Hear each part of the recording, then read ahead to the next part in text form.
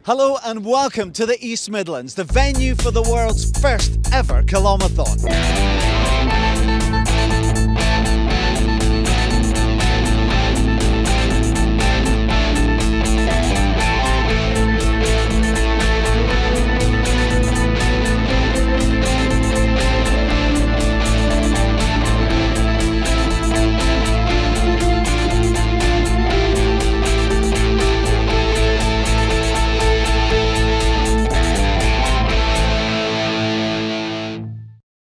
It's a fantastic day for running here in the East Midlands, and behind me over 5,500 people are starting to line up to take their place in the history books. They're taking part in the world's first ever Kilomathon, a 26.2 kilometre race which is being run today between Nottingham and Derby. It's kind of a metric marathon. We'll be bringing you all the action from the sharp end of the field, as well as catching up with some of the runners whose main challenge today will be just completing that distance. They're helping to raise up to £1 million for charity, and Nina Anderson has been catching up with some of them.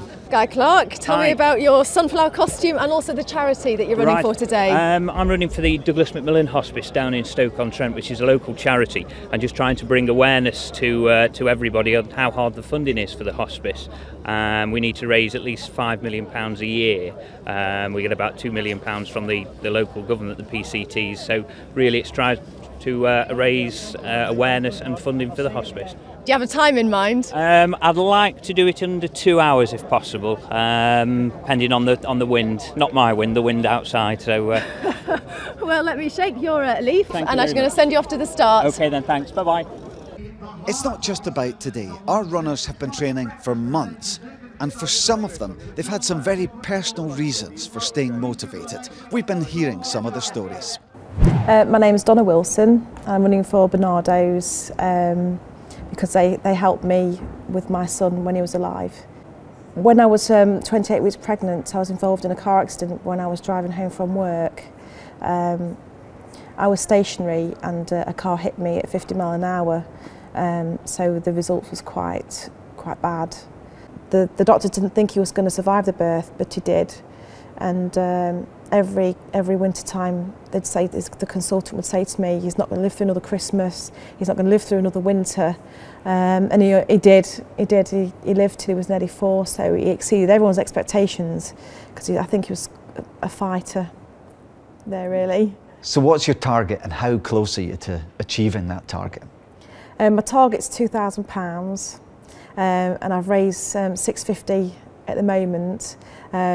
But I've also got a kind artist on Twitter called Wendy Malice has agreed to paint Johnny Wilkinson, the rugby player, and so hopefully that'll go for a bit on the auction.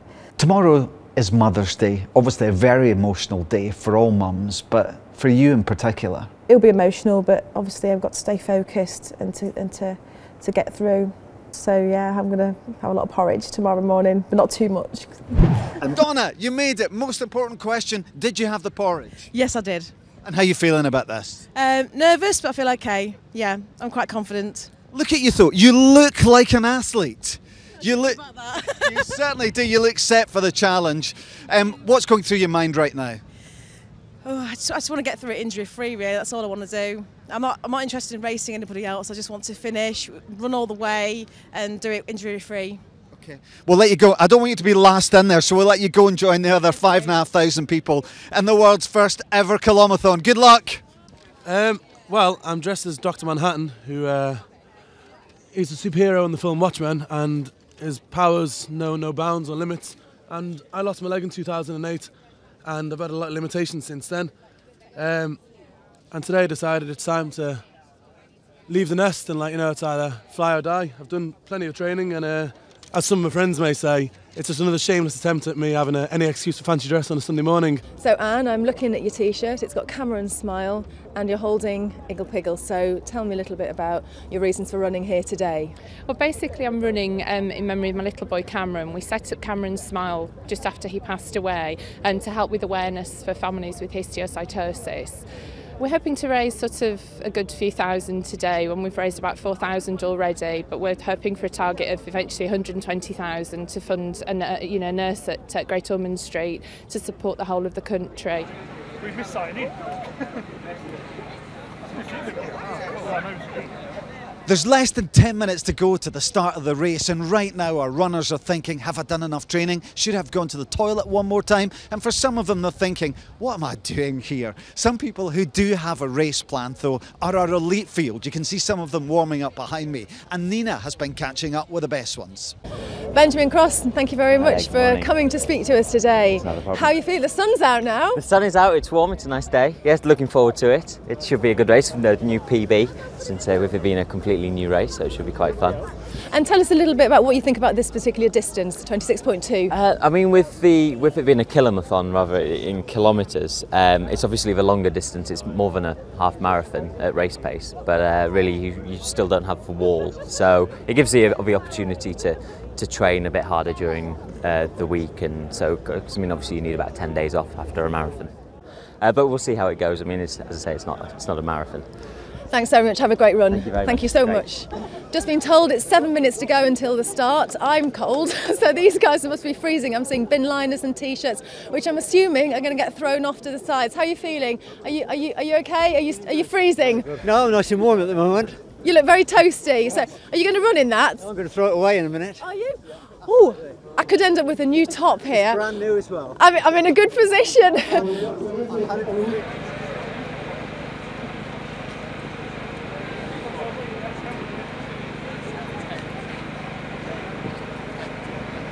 The Kilomathon is just about to get underway. Behind me, over 5,500 participants, and in front of them, an elite field of some of the best distance runners in the UK. 10,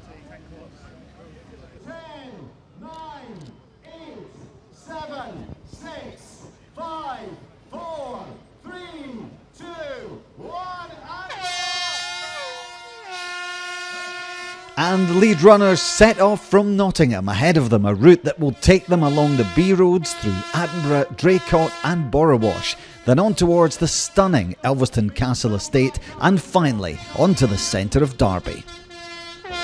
So the race has started, all the runners are making their way down to the start line, but because they've all got chips on their feet, they're going to get an accurate time from the start to the finish. So none of this will be counted, it's only their actual time in the race, which is fantastic. That's what we all want. As runners, that's what we want, down to the hundredths. We need to get out more, obviously. You can hear the noise and you can sense the excitement here as over 5,500 people pass by on their way to complete their 26.2 kilometre journey.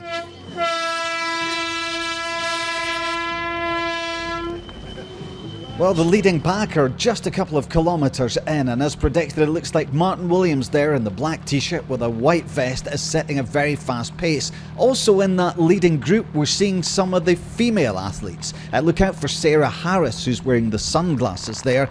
Way too early in this race to predict the outcome. Remember that none of these athletes has ever completed a race of this distance before. At 16.3 miles, it's just over 3 miles longer than a half marathon, so it's uncharted territory. But at the front, it's a leading pack of Martin Williams, Nathaniel Williams, Tim Hartley and Chris Wilson have broken away from the rest of the field.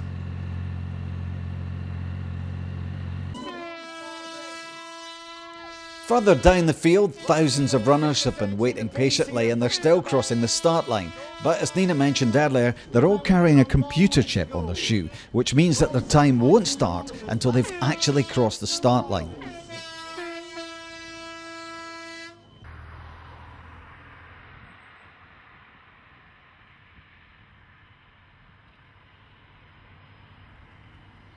It is sunny here, but don't let that fool you, it's bitterly cold out there, and there's a really strong wind gusting in some of the more exposed bits of the course, and that's just another element for these elite athletes to deal with. Their pace is slowing down somewhat due to the wind, and that leading pack are running closer to Martin Williams' marathon pace rather than his half marathon pace.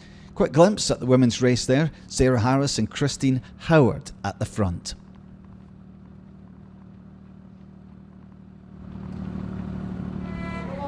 And while the elite athletes battle for a place. Back at the start line, they still pour over the start line. And there's Mark Frost, who was inspired to take up this challenge by son Matthew. We caught up with him early in the week for a chat.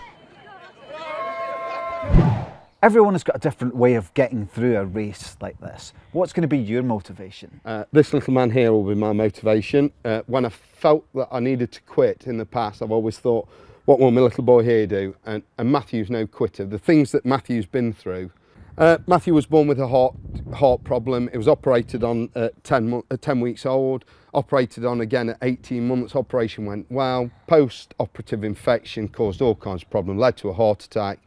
I lost a leg, unfortunately, lost some fingers. We were told he was deaf and blind, but he can see. Was told to turn his life support off at one time, but luckily enough, we didn't do that, and he's here to tell the tale now.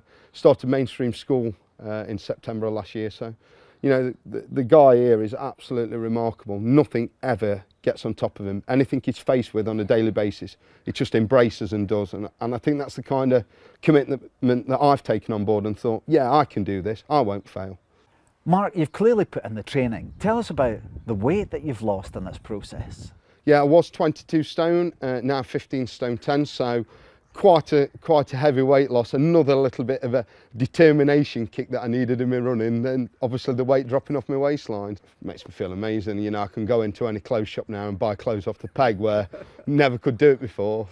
It's characteristic traits that we all should take on board. We should look at people like Matthew and other children. We've come across other children in similar circumstances to Matthew, and they have this incredible desire to win. You know, and we all should take that on board a little bit. The world would be a lot better if we all took these kind of characteristic traits on board. So good luck to Mark, and hopefully we'll get to catch up with him at the finishing line. Let's go back to the front of the female race. Sounds like Sarah Harris has brought her supporters with her. She's going to need them. She's being chased all the way by former winner of the Leicester Marathon, Christine Howard. A tight pack of four still at the front of the men's race, but which one will take the title? The battle for the Kilomathon continues.